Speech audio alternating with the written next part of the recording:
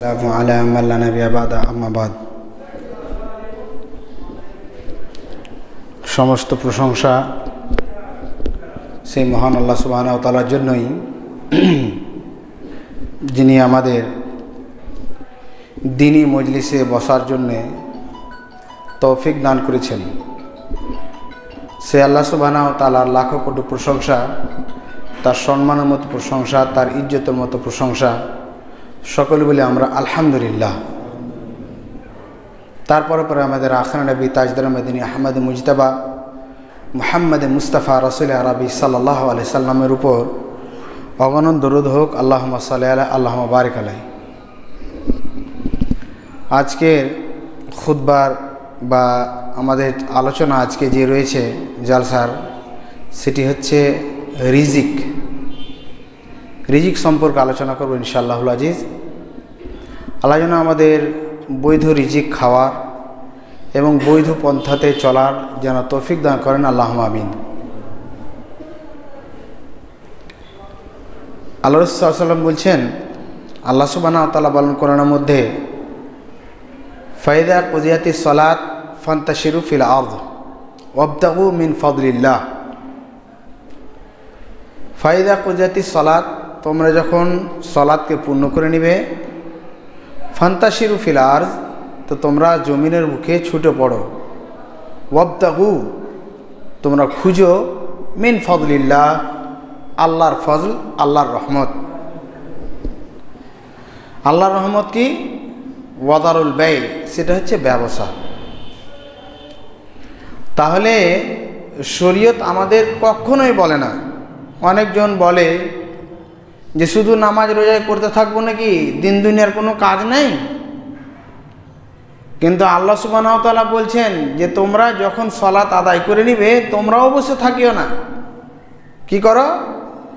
জমিনের বুকে ছুটে পড়ো, ব্যবসা বাণিজ্যের জন্যে বা দুনিয়াকে কামাবার জন্যে। আল্লাহ সুবহানাহু ওয়া তাআলা অন্যত্র বলেন, ওয়াজআলনা লাইলা লিবাসা, আমি রাতকে করেছি মানুষের জন্যে নিদ্রা বা আরামগাহ।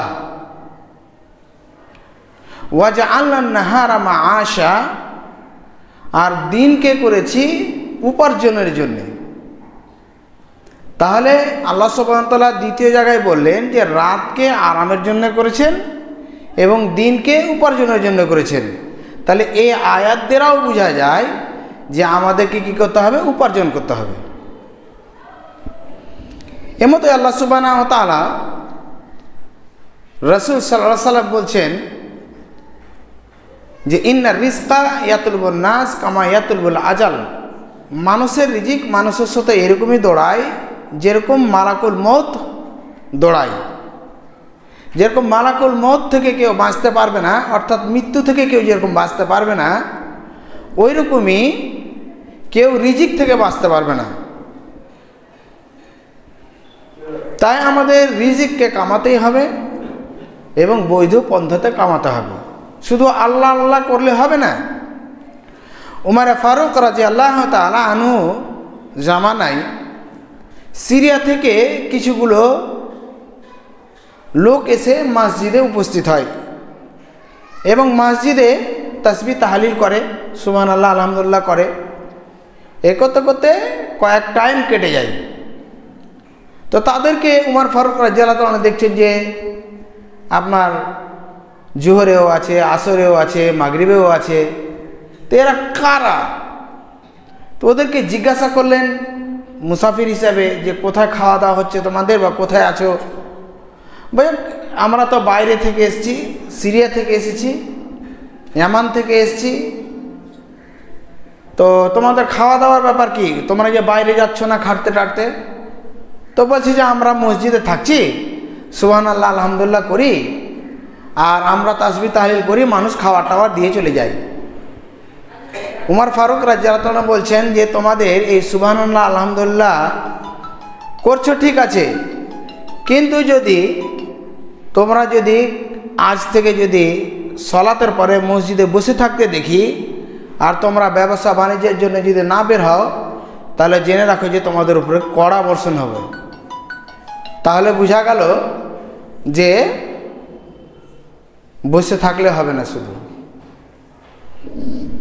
এইরকমই রিজিক যে রয়েছে, রিজকে উপার্জন যে করতে হবে, সে উপার্জনের বৈধ পদ্ধতিতে করতে হবে। রিজিক মানে আমরা সাধারণত জানি, রিজিক মানে আমরা যেটা খাই, মানে দুপুরে খেয়েছি, এখন হজম হতে এলো, আবার রাত্রে খাবো, সকাল আবার রেচন হয়ে গেল, পেশাব পায়খানা হয়ে বেরিয়ে গেল, এটার নাম আমরা রিজিক মনে করি। কিন্তু বাস্তবে রিজিক এটার নাম নয়। আমরা এটা তো বুঝি নাকি, রিজিক আমরা কি বুঝি, খাওয়াটাকে তো বুঝি নাকি, কিন্তু রিজিক এটা নয়। জিন্দেগির মধ্যে আপনি যত মান সম্মান, ইজ্জত, ডিগ্রি, আপনি যা কামিয়েছেন, ধন সম্পদ, সব হচ্ছে আপনার জন্য রিজিক। যেরকম আপনার একটা নেক স্ত্রী আপনার রিজিক, আপনার সম্পত্তিটা। রাসূল সাল্লাল্লাহু আলাইহি ওয়াসাল্লাম বলছেন যে আদ-দুনিয়া মাতা, পুরো পৃথিবীটা একটা সম্পদ, পুরো পৃথিবী একটা সম্পদ, একটা গোটা। ও খায়রু মাতা'আদ দুনিয়া ইমরাতুন সালেহা, আর পুরো পৃথিবীর মধ্যে যে সম্পদগুলো রয়েছে, যেরকম পেট্রোল, ডিজেল, খনিজ দ্রব্য যা রয়েছে, কয়লা, সোনা, চাঁদি, লোহা, অনেক মেটেরিয়ালস রয়েছে, তার মধ্যে সবচাইতে উত্তম সম্পদ হচ্ছে একটা নেককার পরহেজগার স্ত্রী। তাহলে আপনার স্ত্রীটাও আপনার জন্যে রিজিক। আপনার একটা ছেলে, নয়ন জোড়ানো ছেলে, আপনার এটা একটা সম্পদ, এটাও আপনার জন্য রিজিক। একজন ভ্যান চালকের ভ্যানে যে ভাড়া নিয়েছে, এটা তার রিজিক। একটা টোটো চালকের টোটো যে প্যাসেঞ্জার, এটা একটা রিজিক। রিজিক শুধু এটা নয়, রিজিকটা এমন একটা ব্রড শব্দ, তার মানে অনেকগুলো রয়েছে, যে অনেক তার মানে বিশালতা রয়েছে। আমি আমাদের এই সর্বপ্রথম যেটা আমরা বলতে চাই যে টাকা পয়সা এটার একটা রিজিক পৃথিবীর মধ্যে, এবং কোরআন হাদিসের নিকটে সবচাইতে ছোট হচ্ছে রিজিকের দিক দিয়ে হচ্ছে ধন সম্পদ। আর পৃথিবীর মধ্যে আপনার আমার চাওয়া পাওয়ার মধ্যে যা পেয়েছি, সবচাইতে উত্তম যেটা রিজিক হচ্ছে, সেটা হচ্ছে তাওহীদ, অর্থাৎ কালেমায়ে শাহাদাত, অর্থাৎ মুসলিম হয়ে যাওয়া, মুমিন হয়ে যাওয়া, এটা সবচাইতে বড় রিজিক। তাই তো বিশ্বনবী সাল্লাল্লাহু আলাইহি সাল্লাম বলছেন যে মহাপ্রলয়ের দিনে আল্লাহ সুবহানাহু ওয়া তাআলা কিছুগুলো লোককে ডাকবেন, যারা বড় বড় বিল গেটস, টাটা, আম্বানি, হ্যাঁ, আপনার যে ফেসবুক চালায় বা হোয়াটসঅ্যাপ যে তৈরি করেছে, যে বড় বড় যে মানে প্রজেক্ট তৈরি করেছে, তাদেরকে ডাকবেন এবং ডেকে বলবেন যে আচ্ছা, তোমাদের পৃথিবীর মধ্যে যে পৃথিবীটা দেখেছিলে, সেই পৃথিবীটা কি শেষ থেকে শুরু আর শুরু থেকে শেষ পর্যন্ত কি দেখেছো? বলছেন না। তো পুরো পৃথিবী যতটা ছিল, এই পুরো পৃথিবীর চাইতে আর 9টা পৃথিবী মিলিয়ে 10টা পৃথিবী তোমাকে দিচ্ছি, কেননা তোমার উপরে জাহান্নাম ওয়াজিব হয়ে গেছে, তোমাকে জাহান্নাম নিয়ে যাওয়া হবে। কিন্তু একটা কথা তোমাকে জিজ্ঞাসা করছি, জিজ্ঞাসা হচ্ছে এই যে এই পৃথিবী যে 10টা পৃথিবী তোমাকে দেওয়া হয়েছে, তুমি যদি জাহান্নাম থেকে যদি বাঁচতে চাও, তাহলে 10টা পৃথিবী তুমি কি কাফারা হিসাবে, জরিমানা হিসেবে আমি যদি চাই, তাহলে তুমি কি দেবে? বলছে বালা ইয়া রব্বি, অবশ্যই আল্লাহ, আমরা এটাতে রাজি। বালা মানে হচ্ছে অবশ্যই, ওয়াই নট। আর নাম মানে হচ্ছে হ্যাঁ, মানে এস। এসের মধ্যে হ্যাঁ পাওয়া যায়, কিন্তু তাকিদ পাওয়া যায় না। কিন্তু বালা মানে অবশ্যই, ওয়াই নট, কেন না?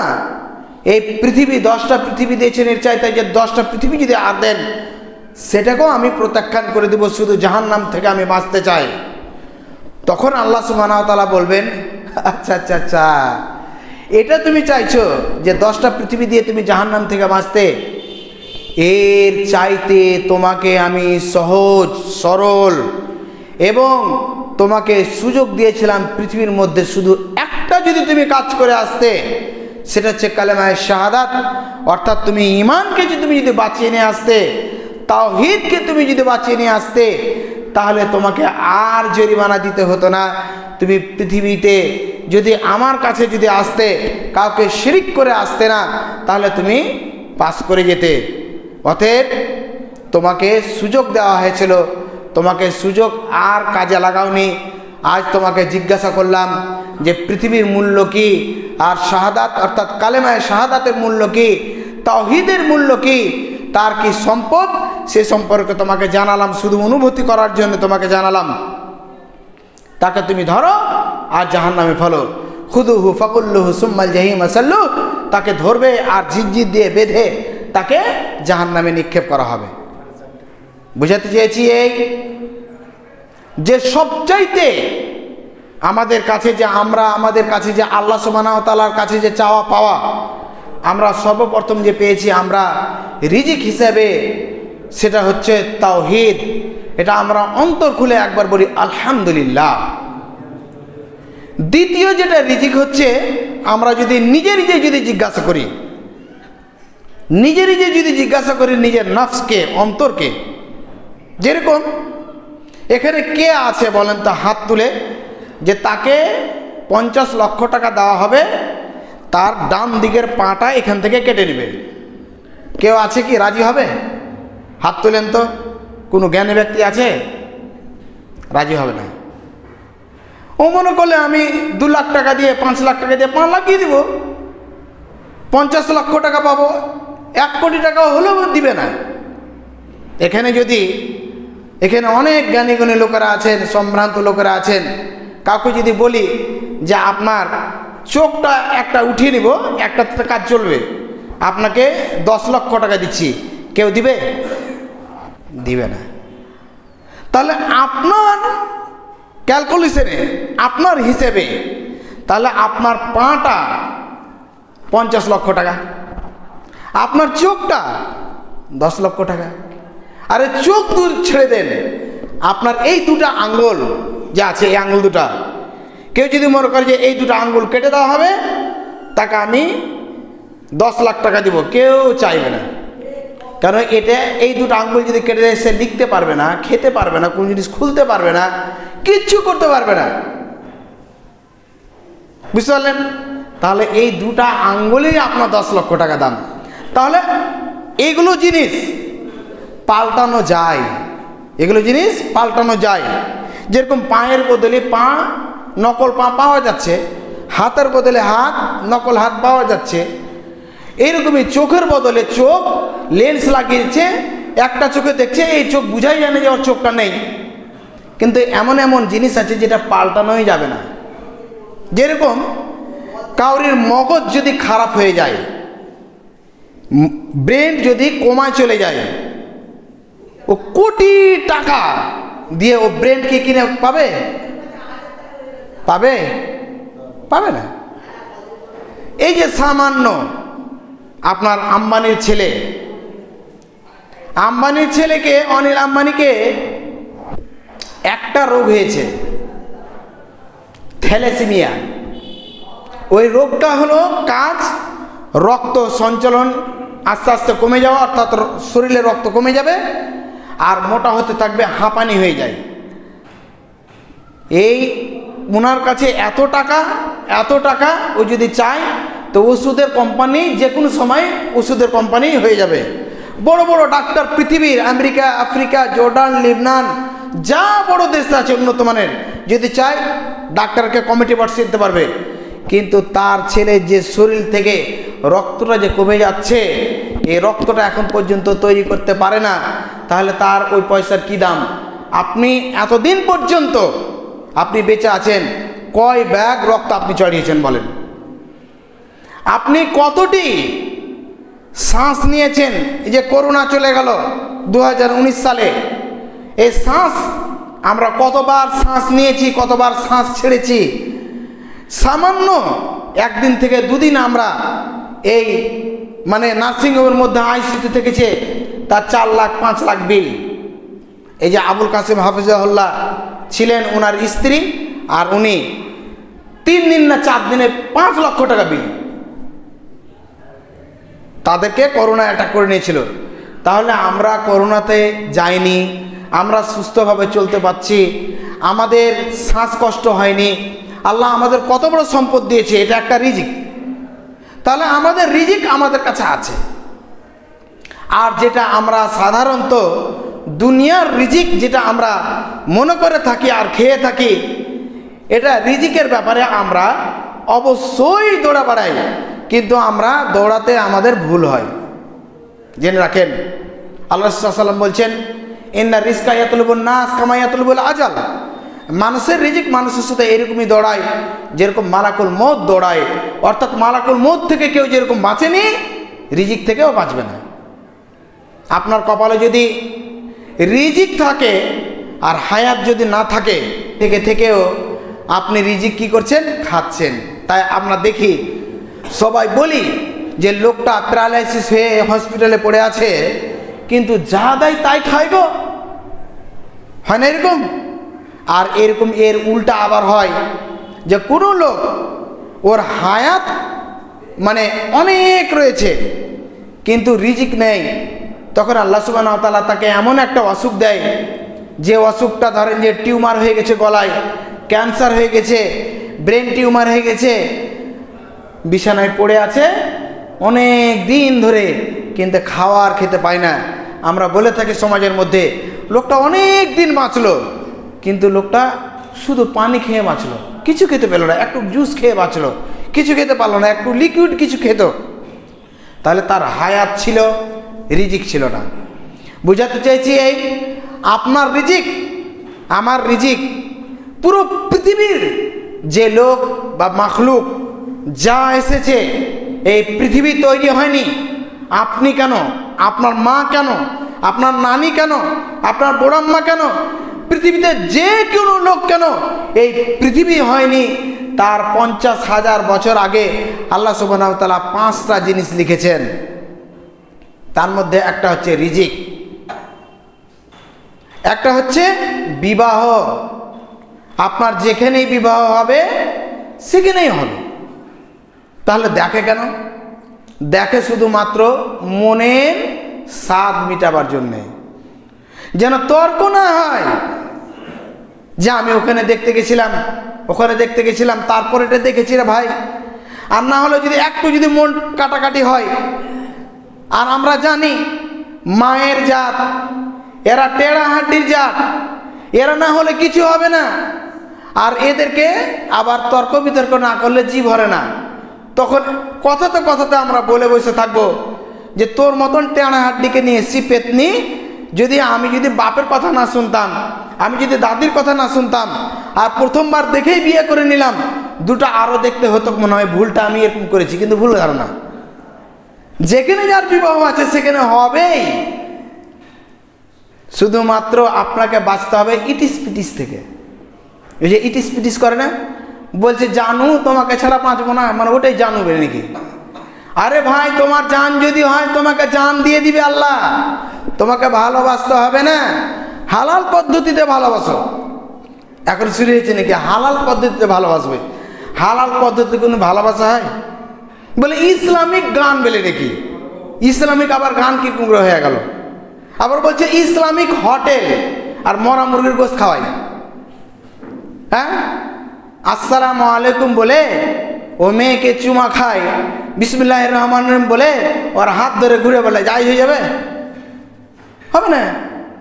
তো যেটা সঠিক পদ্ধতিতে আছে মেনে নাও যে আমার ওখানে বিবাহ হবে, তাহলে তোমাকে আর এই করতে হবে না। কেন? তোমার ওটা সম্পদ, তোমার ওটা রিজিক, আল্লাহ সুবহানাহু ওয়া তাআলা লিখে দিয়েছে তোমাকে। তুমি পাবেই, নিশ্চিত পারবে। আর তোমার যদি ধৈর্য না থাকে, তোমার যদি ইয়াকিন না থাকে, তোমাকে বলছে যে তুমি যদি বিবাহের প্রস্তাব না দাও, দেখো আব্দুল্লাহ, আমার বিবাহর কিন্তু অনেক জায়গা থেকে খবর আসছে, তুমি আবার বলিও না। তুমি বাপকে গিয়ে বলছো যে আব্বু আমি ওই আয়েশাকে বিবাহ করব, নাহলে আমি বাঁচবো না। কেন? বলছি ওর বিয়ে হয়ে যাবে উচ্চ মাধ্যমিক পরে, আর ওর যদি বিয়ে হয়ে যেতে হয়ে যাক, তোমার যদি কপাল থেকে তুমি পাবা।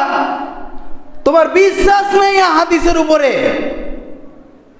এই আয়াতের উপরে, যে আল্লাহ সুবহানাহু ওয়া তাআলা তোমার 5টা জিনিস লিখে দিয়েছে, তোমার সম্পদ লিখে দিয়েছে। তোমার যদি বিশ্বাস থাকতো তাহলে তুমি বলতে না যে ওর বিয়ে হয়ে যাবে, তাহলে আমি কি করে বাঁচবো। তোমার কপালে যদি না থাকে, তুমি যদি বিয়ে করে না, তোমার বিবাহ তালাক হয়ে যাবে। তোমার বিবাহ নেই, বিবাহ মজলিসে বিবাহ ভেঙে যাবে। তুমি বিবাহ করার গিয়ে ঝগড়া লেগে যাবে। তোমার যদি না থাকে, আর তোমার যদি বিবাহ যদি থাকে, তাহলে অবশ্যই হবে।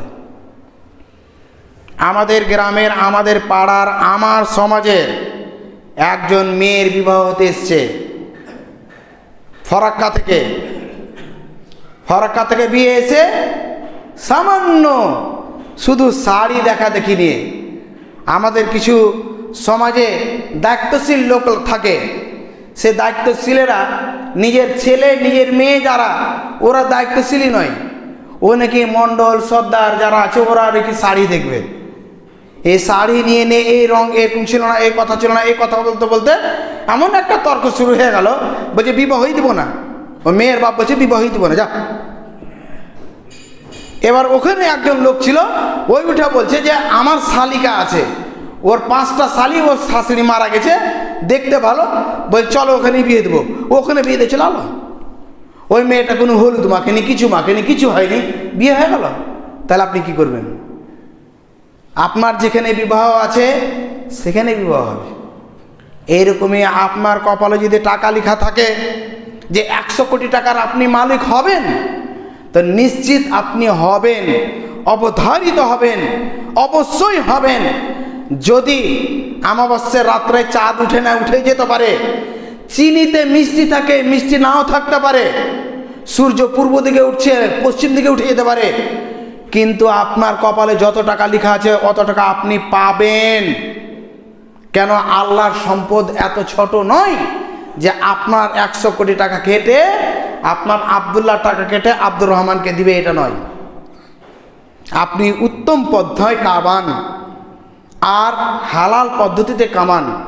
গত রাত্রেই দাস হচ্ছিল, আমাদের জানাব মোহতারাম সদর সাহেব ছিলেন এবং আমাদের হাজি সাহেব ওনারাও ছিলেন।